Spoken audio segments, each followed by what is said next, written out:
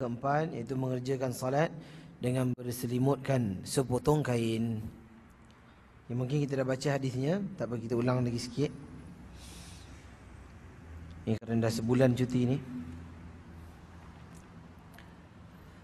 Kenapa lampu tak buka? Buka lampu belakang.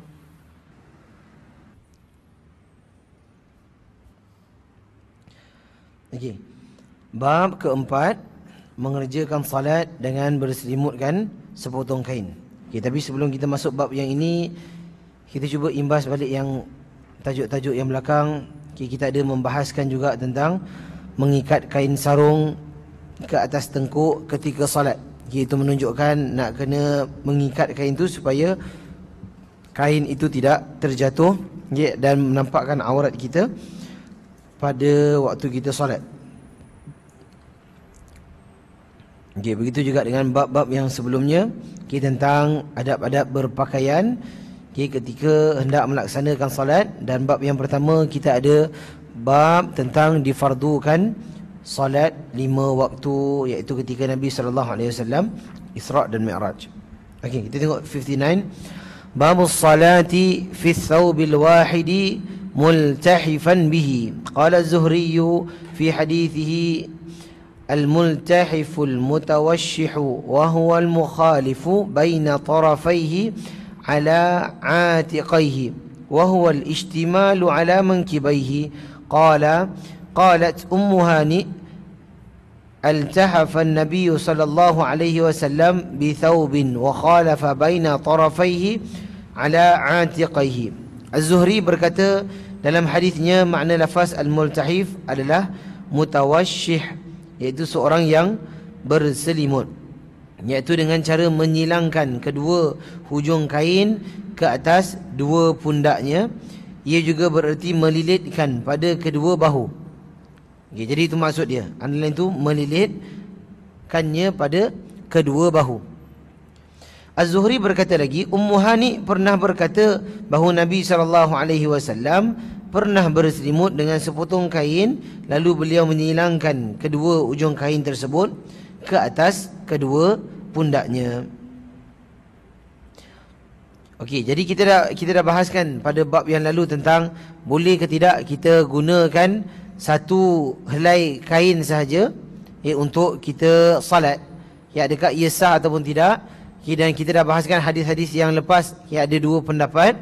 Yang ada yang mengatakan bahawa tak sah, kerana perlukan bukan hanya sepotong kain, perlukan lebih daripada itu agar auratnya tidak ternampak. Jadi bab ini kita akan bahaskan lebih detail lagi, iaitu kita tengok syarah judul bab, perkataan babus salati fi thawbil wahidi multahifan bihi, bab mengerjakan salat dengan berselimutkan sepotong kain. Yang manakala hadis-hadis yang lalu sebatas berbicara tentang memakai sepotong kain ketika salat dalam gambaran yang umum.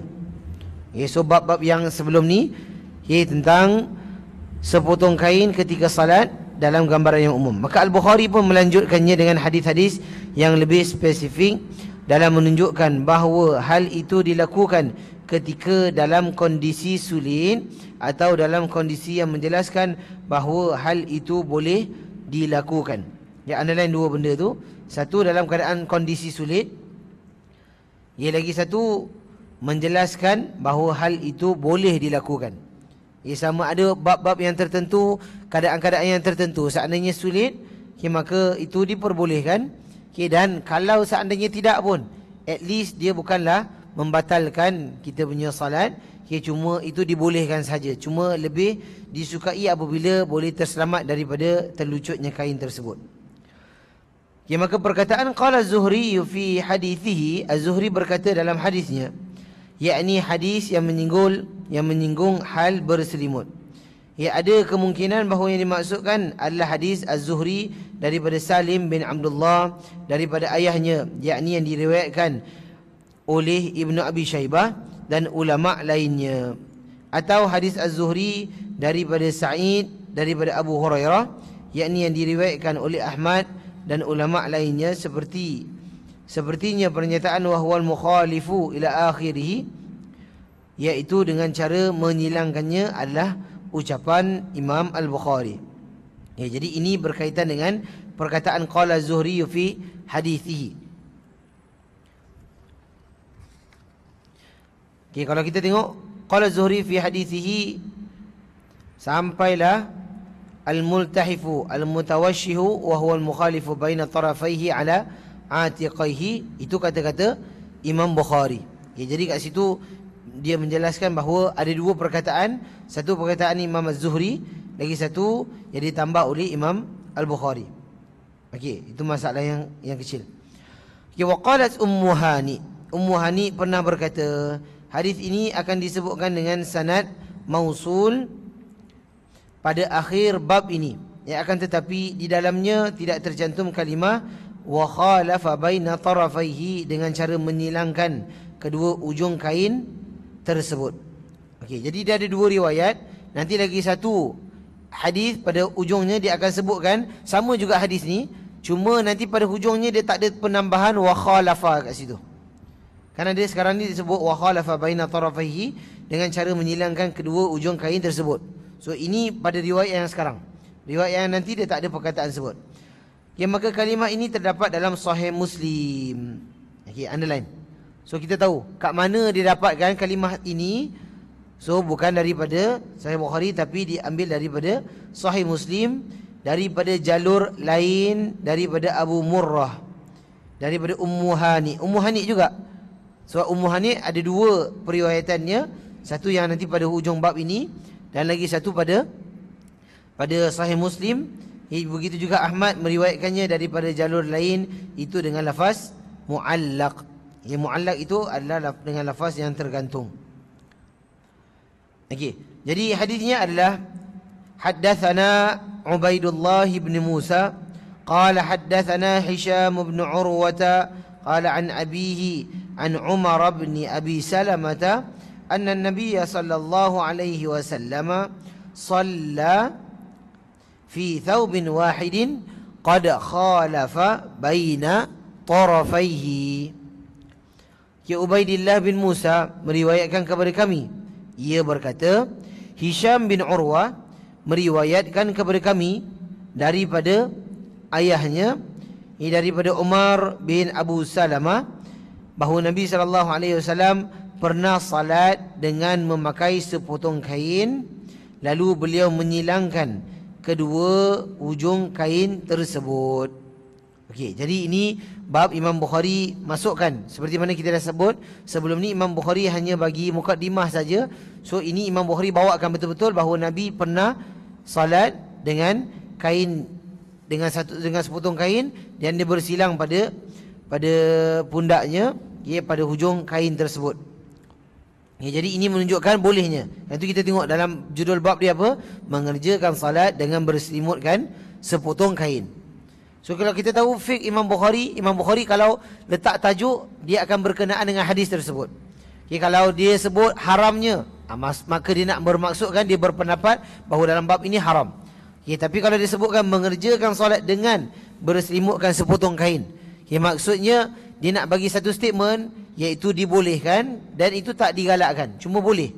Bukan dianjurkan, bukan disunnahkan. Nanti biasanya Imam Bukhari akan terangkan sedemikian. Okey, hadis ini, hadis nombor 354 ini tercantum juga pada hadis nombor 355, dan 356.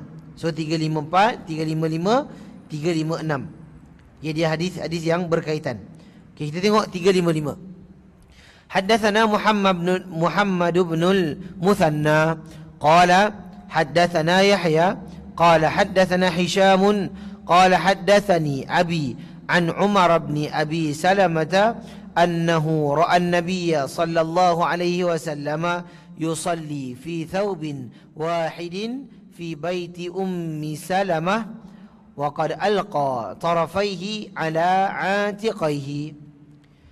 Daripada Muhammad bin Al-Musanna meriwayatkan kepada kami, ia berkata, Yahya meriwayatkan kepada kami, ia berkata, Hisham meriwayatkan kepada kami, ia berkata, ayahku meriwayatkan kepadaku daripada Umar bin Abi Salamah bahwasanya ia pernah melihat Nabi SAW solat dengan mengenakan sepotong kain di rumah Ummu Salamah. Di rumah Ummu Salamah. Kedua ujung kain tersebut beliau silangkan ke atas dua pundak beliau. Okey, jadi beza tak hadis yang ini dengan hadis yang sebelum ni? Cuba compare kan, apa beza dia? Okey, kalau hadis sebelum ini dia adalah daripada Umar bin Abu Salamah. Okey, so hadis yang 355 ni sama tak daripada Umar bin Abu Salamah? Ada tak nama Umar bin Abu Salamah kat dalam tu? Ada kat situ. Itu ayahku meriwayatkan kepadaku daripada Umar bin Abi Salamah. So perawinya sama. Kerana itu dikatakan hadis 354, 355, 356 daripada perawi yang sama. Cuma jalur yang lain. Maksudnya yang meriwayatkan daripada tentang Nabi itu sama, Umar bin Abi Salamah. Cuma yang bawah-bawah tu lepas tu, iaitu antara jalur yang lain. So dia saling menguatkan. So kalau hadis yang sebelum ni tadi dia sebutkan bahawa Nabi pernah salat dengan memakai sepotong kain, lalu beliau menyilangkan kedua hujung kain tersebut.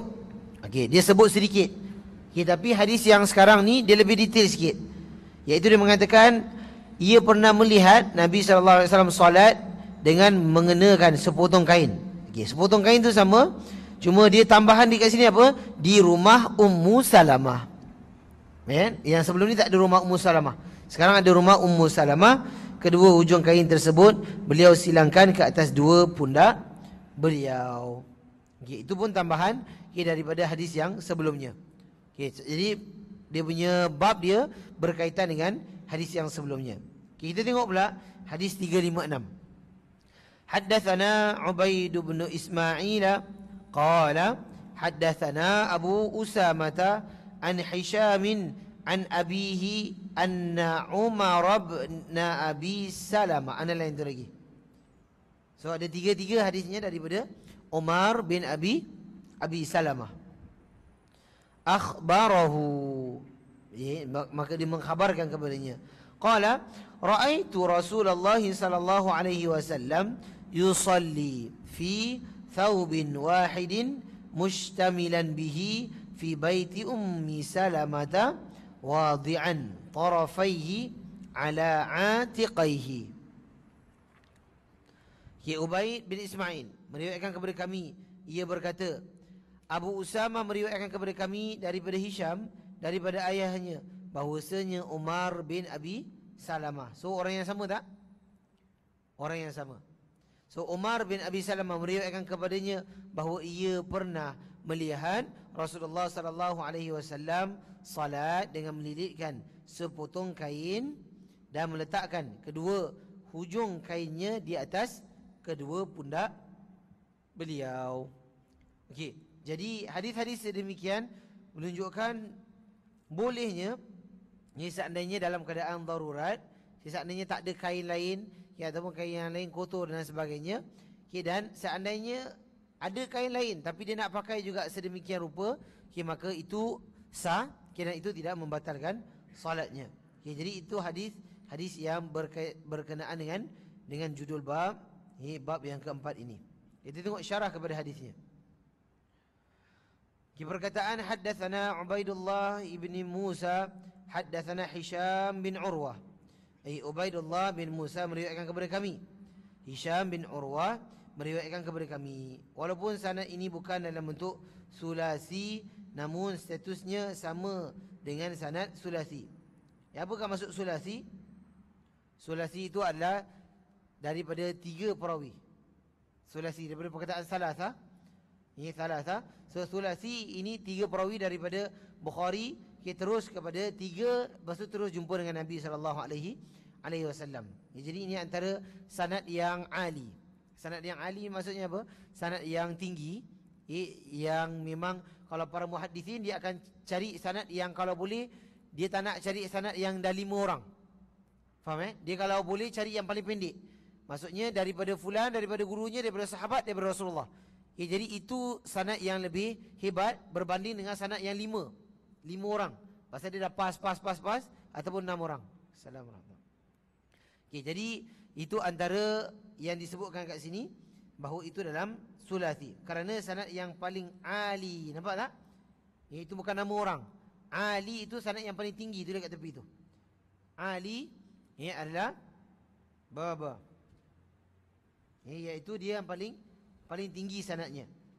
Yang diriwayatkan oleh Al-Bukhari adalah sanad yang diantaranya dan sahabat, iaitu perawi di atas Al-Bukhari hanya 2 orang. So underline itu semua. So kalau orang tanya antara kehebatan Imam Bukhari, apa dia? Antaranya sanad dia ada sanad sulasi. Apa nama dia? Sulasi. Iaitu antara Imam Bukhari dengan Rasulullah ada 2 orang je. So Imam Bukhari satu, dia lagi satu, dia lagi satu, baru sampai kepada Rasulullah sallallahu alaihi wasallam. Apabila sahabat tersebut meriwayatkan langsung daripada Nabi sallallahu alaihi wasallam, berarti bentuk sanadnya adalah sulasi. Namun apabila sahabat tersebut meriwayatkan daripada sahabat yang lain, maka tidak disebut sanad sulasi. Ini boleh? Maksudnya contoh, Abu Hurairah meriwayatkan daripada sahabat yang lain baru sampai Rasulullah. Walaupun Abu Hurairah sahabat, tapi dia riwayatkan daripada sahabat yang lain baru sampai Rasulullah. Itu tak dinamakan sulasi. Kalau dia terus Abu Hurairah terus Rasulullah, contohnya, ataupun daripada Umar bin Abi Salamah terus kepada Rasulullah. Jadi itu direct. Walaupun dia antara sahabat dengan sahabat itu ada perbezaannya, status di sisi para muhaddithin. Akan tetapi keduanya bila dilihat dari tinjauan apakah ia sanad ahli ataupun tidak, maka sama saja, sama-sama ahli, kerana boleh dikatakan bahawa antara Al-Bukhari dan sahabat tetap diantarai 2 orang perawi.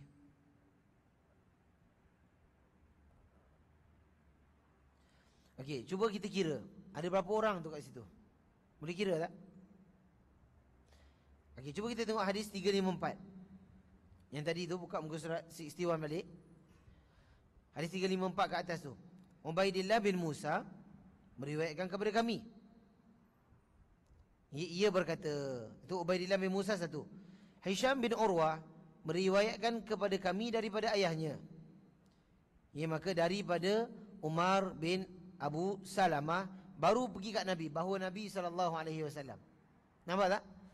So faham tak kalau kita nak cakap tentang sanad Ali sulasi, dia ada sulasi, dia ada rubai. Rubai dia akan jadi 4 orang baru Rasulullah. Kalau sulasi dia 3 orang baru Rasulullah. Tapi kalau Imam Bukhari 2 orang sampai Rasulullah, dia tak boleh jadi. Kerana dia nak kena terus direct kepada sahabat. Bukhari tak jumpa terus kepada sahabat. So mesti nak kena paling tinggi pun sanad dia adalah sulasi.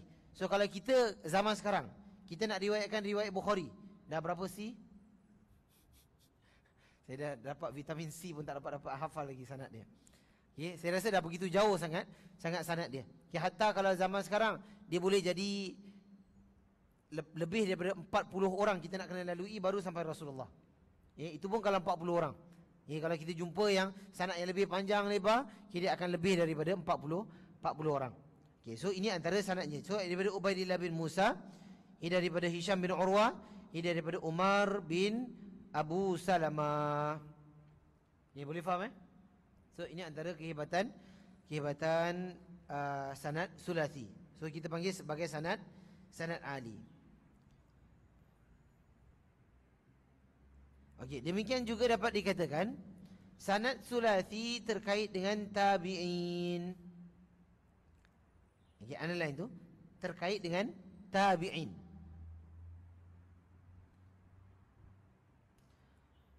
Okey, antara Bukhari dan tabi'in tersebut diantarai 1 orang perawi sahaja. Apabila seorang tabi'in tu apa tabi'in? Tabi'in apa? Tabi'in adalah generasi selepas sahabat. Okey, generasi selepas sahabat. So, dia nak kena lalu tabi'in baru nak kena lalu sahabat. Dia tak boleh terus Imam Bukhari terus kepada sahabat, tak boleh. Okey, lalu dia nak kena ada steps dia. So apabila seorang tabi'in tersebut meriwayatkan daripada seorang sahabat, maka kita katakan sanadnya dalam bentuk sulasi. Okey, sedangkan jika ternyata tabi'in tersebut meriwayatkan daripada tabi'in yang lain, maka bentuk sanadnya tidak lagi dikatakan sulasi, tapi statusnya tetap berupa sanad yang ali. Boleh tak? Faham tak faham ni? Dia lepas cuti sebulan ni dia krem sikit. Bang, memang tak boleh buka lampu tu, kesian gelap. Boleh? Okey, jadi beza. Okey, tadi kita tengok ada sahabat riwayatkan kepada sahabat masuk kepada Rasulullah. Betul? Okey, itu sahabat lah, sahabat punya kes. Okey, lepas tu ada pula tabi'in riwayat kepada sahabat. Itu terus direct. Itu baru kita katakan sebagai sulasi. Tapi kalau tabi'in kepada tabi'in, maksud tabi'in yang ini baru kepada sahabat, dan sahabat kepada Rasulullah, ataupun sahabat kepada sahabat yang lain lagi, itu dah jadi panjang sikit. Kita tetap dikatakan sanad itu sanad yang ali. Dia di dalam kategori sanad yang tinggi martabatnya, tapi bukan sulasi. So sanad yang tinggi dia ada macam-macam pattern. Ada yang sanad 3 rangkai, ada yang sanad 4 rangkai. So kat dalam ni dia menerangkan bahawa kalau tabi'in terus kepada sahabat, itu kita masukkan kepada sulasi. Tapi kalau tabi'in kepada tabi'in baru kepada sahabat, kepada baru yang lain, maka itu dia bukan sulasi, tapi dia ali. Okey, demikian juga halnya hadis ini kerana Hisham bin Urwah. Underline tu. Hisham bin Urwah termasuk dalam kelompok tabi'in. Hanya saja ia mendengar riwayat tersebut daripada tabi'in yang lain, iaitu ayahnya sendiri. Apabila Hisham meriwayatkannya langsung daripada seorang sahabat, daripada Nabi SAW, maka sanadnya disebut sanad sulasi. Kesimpulannya, hadis ini termasuk kategori sanad ali nisbi secara relatif, bukan ali mutlak secara mutlak. Boleh tak? Kita tengok sekali lagi. Hisham bin Urwah, ia termasuk dalam kelompok tabi'in. Betul? Okay, so tulis kat sebelah tu tadi. Mana Hisham bin Urwah? Okey, tulis kat situ tepi. Hisham bin Urwah, kita tulis status kat situ tabi'in. Boleh Yang muka surat 61 dekat makna hadis tu. Hisham bin Urwah, tulis kat sebelah tu, dia adalah tabi'in. Meriwayatkan kepada kami daripada ayahnya. So adalah ayahnya. So ayahnya pun adalah tabi'in. Hanya saja ia mendengar riwayat tersebut daripada tabi'in yang lain, iaitu ayahnya sendiri. Okay, apabila Hisham meriwayatkan langsung daripada seorang sahabat daripada Nabi, maka sanadnya disebut sanad sulasi. Okay, jadi kalau Hisham terus dia kepada Umar bin Abi Salamah, dia tak melalui ayahnya, maka itu kita akan sebut sebagai sulasi. Tapi dalam keadaan sebegini, kita katakan dia tabi'in kepada tabi'in, baru kepada sahabat.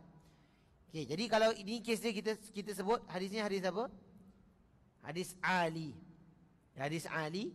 Dan dia Ali, iaitu hadis yang tinggi darjatnya, tapi dia tak secara direct dia sulasi, tapi secara tak indirect, tak direct, dia boleh jadi sulasi juga, kerana pangkat dia, pangkat antara tabi'in dengan sahabat. Itu pasal disebutkan, Imam Ibn Hajar Al-Asqalani menyebutkan bahawa kesimpulannya hadis ini termasuk kategori sanad ali nisbi secara relatif, daripada segi nasabnya.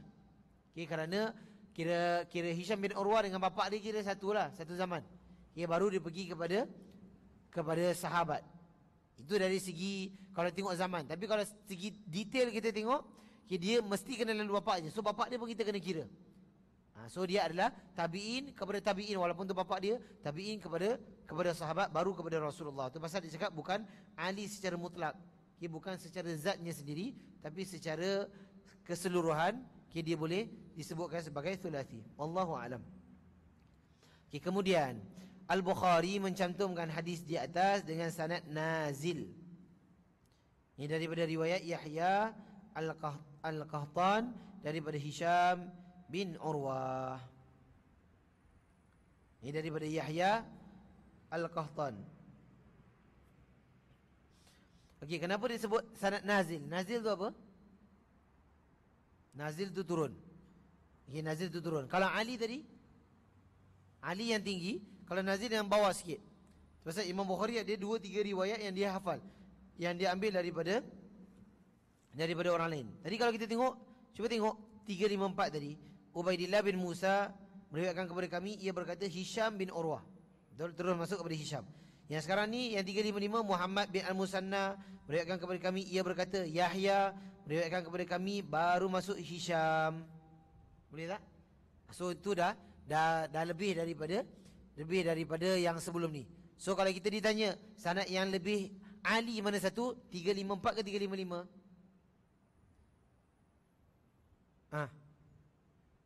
354 lebih tinggi darjatnya daripada 355 dari segi sanadnya. Kerana sanadnya 355 Muhammad bin Musanna, bawa kepada Yahya, Yahya baru bawa kepada Hisham. Hisham meriwayatkan kepada kami, ia berkata ayahku. Nampak tak? Hisham tetap ambil daripada ayah dia. Barulah masuk kepada Umar bin Abi Salamah.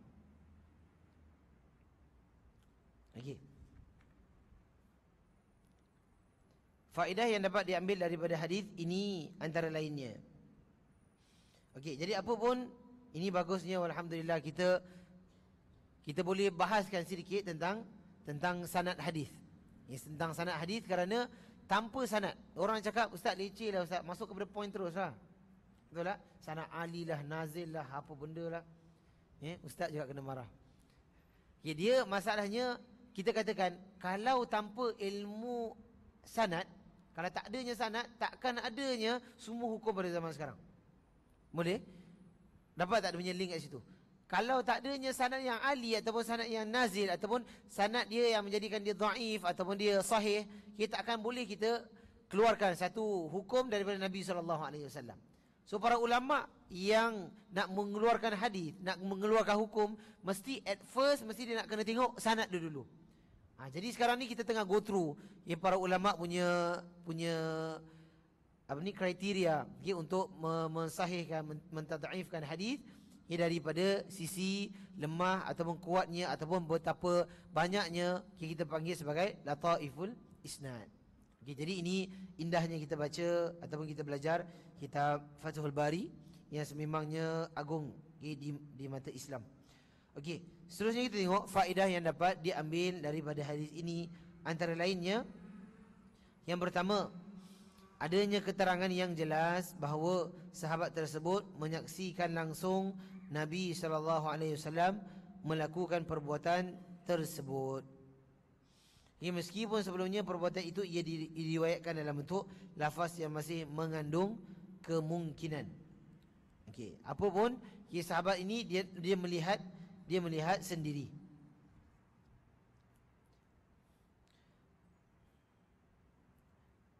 Kerana itu kat situ ada tengok raaitu Rasulullah sallallahu alaihi wasallam. Pada hadis 356 ada dia melihat, dia mengatakan raaitu Rasulullah, aku melihat Rasulullah. Kalau kita tengok sebelum tu dia sebutkan apa? Bahawa Nabi pernah solat dengan memakai sepotong kain. So beza perkataan melihat dengan pernah. Rasulullah pernah buat macam ni, tapi dia punya statement tu masih lagi boleh dipertikaikan. Siapa yang cakap pernah? Kau nampak ke? Kau dengar ke? Kau buat apa ke? Kau intai ke? Tapi kalau dia sebutkan raaitu, aku telah melihat, so itu jelas sendiri bahawa dia telah melihat Rasulullah SAW dalam keadaan sedemikian. Jadi baru jelas. Itu pasal kita panggil, kalau kita jam'ul ahadith, kita buat jamak hadis, maksudnya hadis-hadis yang berkaitan kita jamakkan, dan kita akan dapati bahawa ini antara keterangan yang kita boleh dapat apabila kita dah kumpulkan semua hadis-hadisnya. Jadi yang penting dia jelas bahawa dia nampak Nabi SAW melaksanakan sedemikian.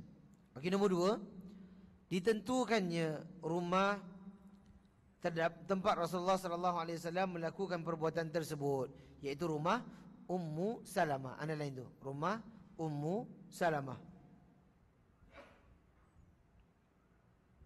Jadi ibu daripada sahabat yang meriwayatkan hadis ini. Ana lain, ibu daripada sahabat. So sahabat yang meriwayatkan hadis ini siapa? Umar bin Abi Salamah. Yang anak tiri Nabi sallallahu alaihi wasallam. Okey, itu nombor 2. Yang nombor 3, hadis ini juga memberikan keterangan tambahan bahawasanya Nabi sallallahu alaihi wasallam menyilangkan kedua ujung kain pada kedua pundak beliau. Namun perlu dicatat bahawa Al-Ismaili juga meriwayatkannya melalui jalur Ubaidillah bin Musa. Semua keterangan tambahan itu termaktub dalam riwayat ini. Jadi seolah-olah Ubaidillah meriwayatkan hadis ini kepada Al-Bukhari secara ringkas. Okey. Jadi sebenarnya hadis ini ada panjang lagi kisah dia. Panjang lagi kisah dia. Cuma yang sekarang kat dalam naskah Fathul Bari yang ada pada tangan kita sekarang, okay, dia meringkaskan periwayatannya. Okay, kerana pada naskah yang lain, okay, itu banyak lagi keterangan-keterangan yang tambahan yang tak ada pada keterangan sini. Yang nombor 4, faedah disebutkannya hadis ini untuk ketiga kalinya oleh penulis. Ia dengan sanad nazil yang juga berasal daripada riwayat Abu Salamah daripada Hisham adalah adanya pernyataan jelas Hisham daripada ayahnya bahawa Umar mengabarkan kepadanya, padahal dalam dua riwayat sebelumnya diriwayatkan dalam bentuk an-anah. Apa tu an-anah? An-anah tu dia adalah an lah. An, tahu an? An fulan daripada fulan. So an fulan itu sebut an-anah. Boleh dapat tak? Nak kena tengok hadisnya balik.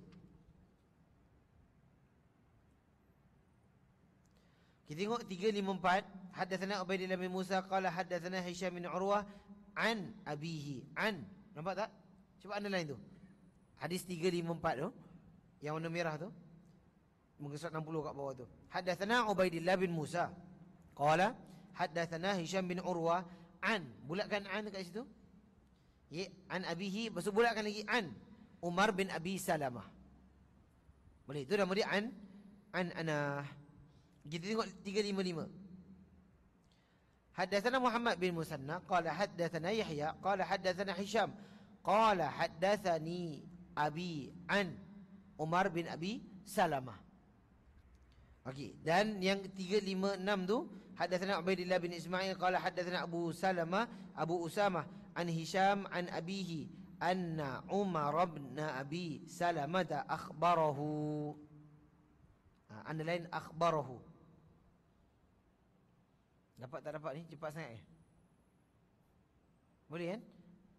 So kalau yang sebelum ni kita tengok an Abi Salamah anan Nabi, an Abi Salamah an Umar bin Abi Salamah annahu ra'a. Tapi kalau yang last tadi tu anna Umar bin Abi Salamah akhbarahu, mengkhabarkan kepadanya. Itu pun lagi satu perbezaan dia. An tu daripada fulan. Dia tak sebut pun. Tapi kalau dia sebut akhbarahu, yang memberitahu kepadanya. So tu jelas. Dia punya word is memberitahu. Oh, so maksudnya Umar bin Abi Salamah memberitahu kepada bapaknya Hisham bin Urwah. Boleh Dapat tak dapat ni? Okey, mood masih cuti lagi. Okey, saya rasa faham lah kat situ So kat situ adanya an-anah. So dua riwayat yang pertama dia an-anah sahaja. Yang an-anah tu daripada an dia tak sebutkan akhbarahu, tapi at last dikeluarkan akhbarahu, ya aku mengkhabarkan kepadanya. Okey, nombor 5. Hadis ini juga menyinggung makna istimal dalam solat. Maknanya sesuai dengan apa yang telah ditafsirkan pada pembahasan sebelumnya. Okey, perkataan mustamilan bihi dengan melilitkan. So istimal tu adalah melilitkan. Underline tu. Istimal atau mustamilan bihi iaitu adalah melilitkan sepotong kain.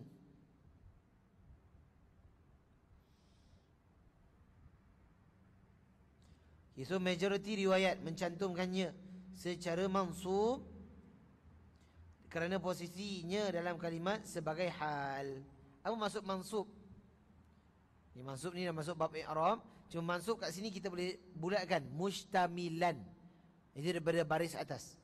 So mansub dia kebanyakan dia akan baris atas. So mustamilan bihi. Dan kenapa dia mansub, dia baris atas? Kerana hal ini menunjukkan keadaan. dengan melilitkan sepotong kain. Itu satu keadaan. Ini namanya kondisi dia, dengan melilitkan sepotong kain. So dalam riwayat Al-Mustamli dan Al-Hamawi tercantum secara majrur kerana posisinya sebagai mujawirah, kerana di samping kata yang dibaca majrur, atau boleh juga dibaca secara marfu' kerana ada kata yang dihapuskan. Okey, so itu dalam beberapa riwayat. Okay, so kita tahu bahawa Imam Bukhari, so Fathul Bari ni, bukan Fathul Bari, Sahih Bukhari. Sahih Bukhari dia ada anak-anak murid dia yang tuliskan kitabnya. Maksudnya Imam Bukhari bagikan hadis tersebut, anak-anak murid dia yang riwayatkan. Oh, ni pun riwayatkan daripada Bukhari juga. Contohnya Al-Ismaili. Ya, Al-Ismaili diriwayatkan Sahih Bukhari. So Al-Mustamli pun diriwayatkan Sahih Bukhari juga. Lagi satu Al-Hamawi, dia pun sama juga. Tapi ada perbezaan sedikit daripada apa yang mereka riwayatkan. So kalau kita ditanya, riwayat Fathul Bari yang kita ada kat sini adalah Al-Ismaili. Okey, seterusnya kita tengok Ibn Battal berkata, faedah menyelimutkan kain dengan cara yang disebutkan dalam hadis adalah agar seorang yang salat tidak melihat auratnya sendiri ketika rukuk, dan agar kainnya tidak terlepas ketika rukuk dan sujud. Okey, jadi itu menunjukkan bahawa kalau nak salat kena ikat kain. Ya, ikat kain ataupun pakai kain yang tak boleh nampak dia punya aurat tersebut. Okey, jadi itu faham insya-Allah kat situ. So dia punya hadisnya agak detail, tapi perbahasannya agak sama. Tapi kita ambil dari segi faedah hadisnya. Okey, seterusnya kita tengok hadis 357. Haddatsana Ismail bin Abi Uwais qala haddatsani Malik bin Anas an Abi Nadri maula Umar bin Ubaidillah anna Aba Murrah maula Ummi Hani'in binti Abi Talib akhbarahu qala annahu sami'a Hani'in binti Abi Talib taqulu dhahabtu ila Rasulillah sallallahu alaihi wasallam عام الفتح فوجدته يغتسل وفاطمة ابنته تستره قالت فسلمت عليه فقال من هذه فقلت أنا أم هانئ بنت أبي طالب فقال مرحبا بأم هانئ فلما فرغ من غسله قام فصلى 8 ركعات ملتحفا في ثوب واحد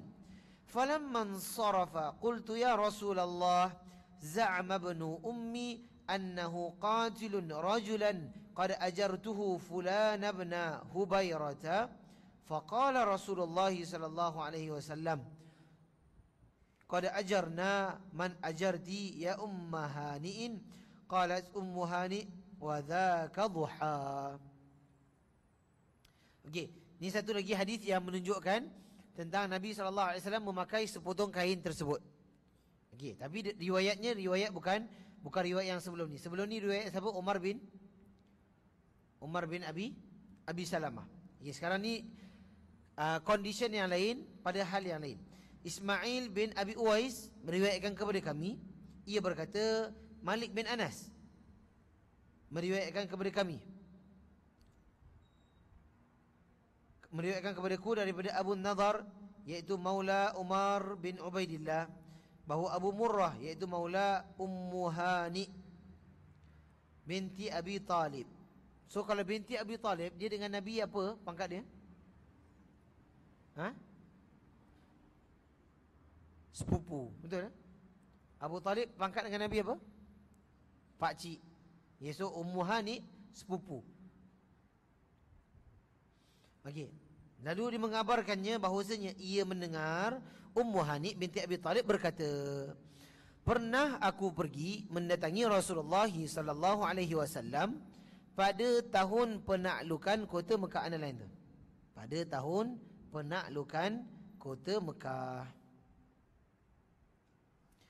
Waktu itu aku mendapati beliau sedang mandi sementara puteri beliau Fatimah sedang menutupi beliau.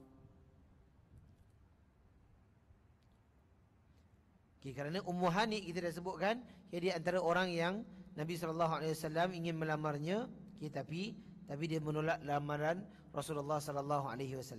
Lalu Ummu Hani berkata, maka aku pun mengucapkan salam kepada beliau. Lalu beliau bertanya, siapa ini? Aku Ummu Hani binti Abi Talib.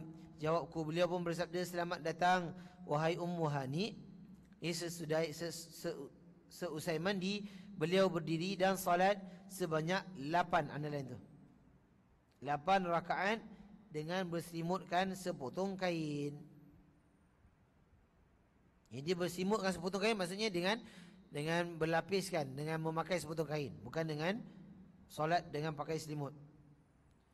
Tatkala selesai salat, aku bertanya, wahai Rasulullah, putera ibuku mengaku akan membunuh orang yang telah kuberi perlindungan keamanan. Ia bernama Fulan bin Hubairah. Ya Rasulullah SAW menjawab, kami akan melindungi orang yang engkau lindungi, wahai Ummu Hani. Ummu Hani berkata, saat itu bertepatan dengan waktu duha. So Nabi SAW maksimum salat duha berapa? 8 rakaat. 8 rakaat. So kita salat boleh 2, 4, 6 dan 8. Dan duha, antara fadilatnya apa? Dia akan menjadikan semua anggota badan kita bersedekah. Seperti mana yang ada masyhur tentang fadilat solat sunat duha. Okey. Kita tengok syarah hadis. Perkataan an Amin Nadri, daripada Abu Nadar, ia adalah Abu Nadar Al-Madani. Ana lain tu. Al-Madani. Sedangkan perihal siapa Abu Murrah, hal ini pernah disinggung dalam kitab Al-Ilm. Daripada hadis ini dapat diketahui bahawa Al-Murrah adalah maula Ummu Hani. Lain itu, Abu Murrah kat dalam hadis itu adalah sebagai maula Ummu Hani. Sedangkan maula itu apa? Maula itu hamba Ummu Hani. Sedangkan pada kitab Al-Ilm disebutkan bahawa ia adalah maula Aqil. Sebenarnya maula Abu Murrah yang aslinya adalah Ummu Hani. Sementara mengapa ia sebut sebagai maula Aqil? Hal itu kerana Aqil adalah saudara lelaki Ummu Hani, sehingga Abu Murrah disebut maula Aqil sebagai ungkapan majazi kerana ia orang yang terdekat dengannya. So tak ada masalah kalau sebut maula Aqil juga, pasal dia adik-beradik kepada Ummu Hani. Atau bisa jadi penyebutan itu kerana Abu Murrah sering mendampingi Aqil. Sebagaimana terjadi pada Miqsam yang kerana sering disampingi Ibnu Abbas, ia pun disebut sebagai maula Ibnu Abbas.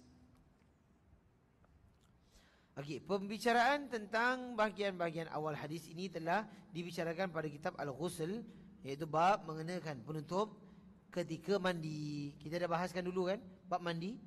So tak bolehnya mandi kecuali seandainya aman daripada dilihat orang. Betul? Contohnya kita dah sebutkan pada zaman sekarang, boleh tak mandi tanpa berpakaian dalam toilet? Jawapannya boleh, seandainya aman daripada dilihat orang. Okey, dan pembicaraan tentang hal itu juga akan dibahas pada pembicaraan tentang salat duha. Ada pun yang perlu dibicarakan dari hal itu di sini, bahawa Ummu Hani menyebutkan tata cara Rasulullah SAW berselimut ketika salat melalui jalur yang diriwayatkan secara mausul ini, iaitu dengan menyilangkan. Apa maksud mausul? Mausul itu yang bersambung.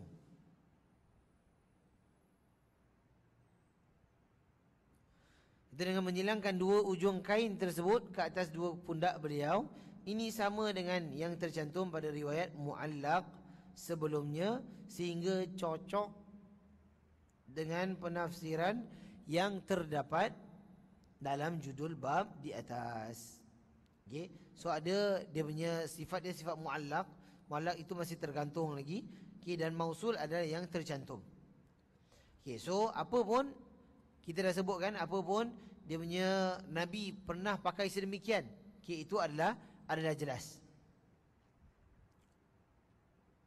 Okay, maka perkataan Za'ama ibnu Ammi Putera ibuku mengaku akan ia adalah Ali bin Abi Talib. So putera ibuku ia adalah Ali bin Abi Talib. Pada riwayat Al-Hamawi tertera lafaz Ibnu Abi. Dan lafaz ini adalah yang benar kerana artinya saudara kandungnya. Kata za'ama artinya idda'a, iaitu mengaku.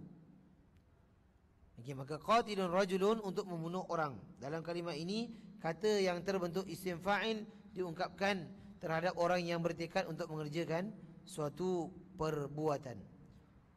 Ya, qatilun rajulan.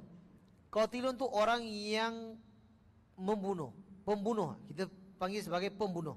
So kalau betul-betul dia nak lakukan, so kita panggil dia sebagai pembunuh, walaupun benda tu belum terjadi. Daripada sisi bahasa Arab dia akan sebutkan sebagai itu, qatilun rajulan, untuk membunuh orang. Okey, jadi dia nak bunuh orang yang apa? Orang yang Ummu Hani protect dia daripada dulu lagi. Okey, maka perkataan fulan ibn Hubairah, fulan bin Hubairah, lafaz fulana dibaca secara mansub kerana posisinya sebagai badal, atau dibaca sebagai marfu' kerana ada kata yang dihapus. So mansub kita dah sebut tadi, dari segi nasab itu baris atas. Kalau marfu itu dari segi baris depan. Tulis kat situ. Marfu, kalau marfu dia baris depan, dhammah. Jadi boleh jadi fulan ibn Hubairah, boleh jadi fulanu ibn Hubairah. Dalam riwayat Ahmad dan At-Tabrani, yakni melalui jalur lain daripada Abu Murrah, daripada Ummu Hani tercantum, aku memberi perlindungan kepada dua orang keluarga suamiku, iaitu Abul Abbas bin Suraij, dan ulama yang lain berkata dua orang yang dimaksudkan adalah laki-laki bernama Ja'dah bin Hubairah dan seorang laki-laki lain daripada Bani Makhzum. Keduanya termasuk orang yang berperang melawan Khalid bin Al-Walid. Anda lain tu. So kenapa? So kerana dia termasuk orang yang berperang melawan Khalid bin Al-Walid dan tidak sudi menerima jaminan keamanan. Lantas Ummu Hani memberikan perlindungan kepada mereka berdua kerana termasuk keluarga suaminya. Ibnul Jauzi berkata apabila di antara kedua orang tersebut terdapat putera Hubairah, berarti dialah yang bernama Ja'dah. So akan ada satu nama dia Ja'dah tadi tu, Ja'dah bin Hubairah. So kalau kita tengok yang tadi lafaz dia sebut Fulan bin Hubairah, betul? So dalam riwayat yang lain dia ada sebut Ja'dah bin Hubairah. So yang dimaksudkan kat sini Fulan itu adalah Ja'dah.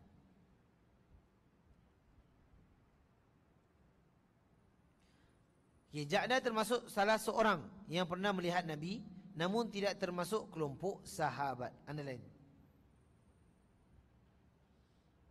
So kalau kita ditanya Fulan tu siapa nama Fulan, nama dia Ja'dah bin Hubairah. Al-Bukhari, Ibn Hibban dan ulama lainnya mencantumkan Ja'dah ini dari sisi periwayatan hadis sebagai kelompok tabi'in.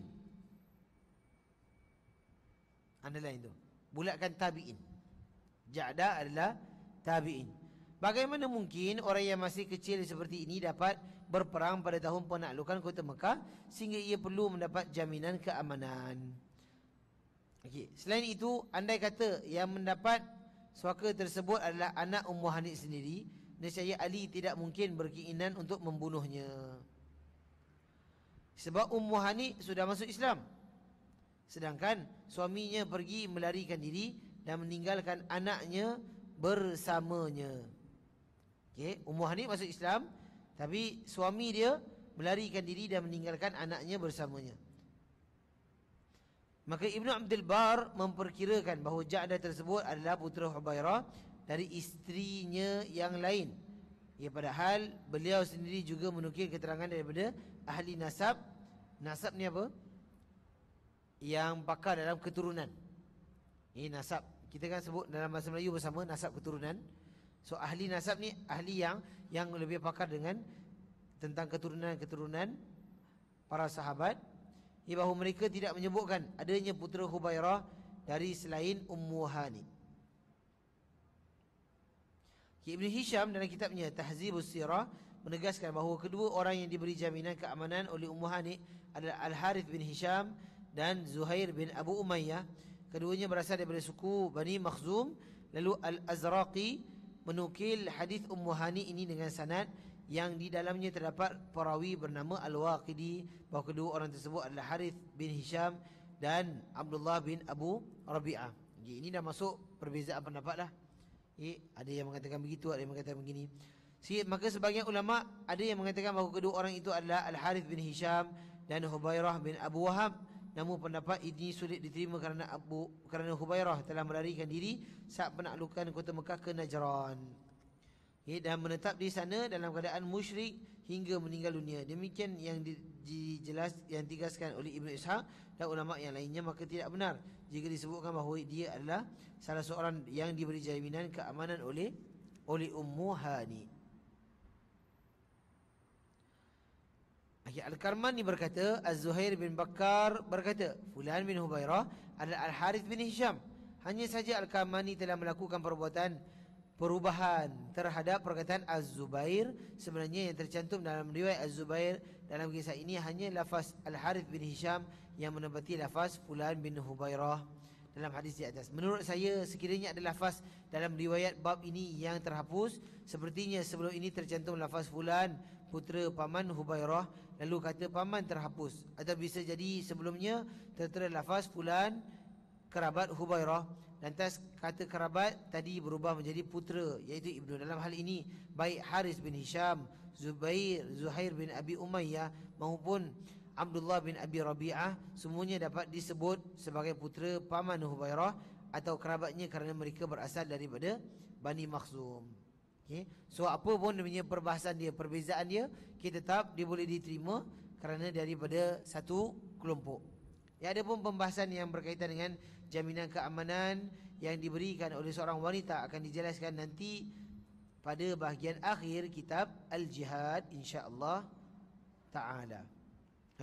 Jadi itu bab lain pula, tentang penaklukan kota Mekah, tentang bagaimana dia melindungi seorang kafir. Adakah nak kena serahkan, ataupun kerana itu sampai Ali bin Abi Talib nak membunuh orang yang menjadi jaminan daripada Ummu Hani. Jadi apa pun kita tak bahaskan perkataan tentang jaminan tersebut, kita bahaskan tentang Nabi pernah solat dengan mengenakan apa? Berselimutkan sepotong kain, dan melirikkannya pada bahunya dan melakukan salat duha sebanyak 8 rakaat. Wallahu ta'ala alam. Kita berhenti di situ dulu.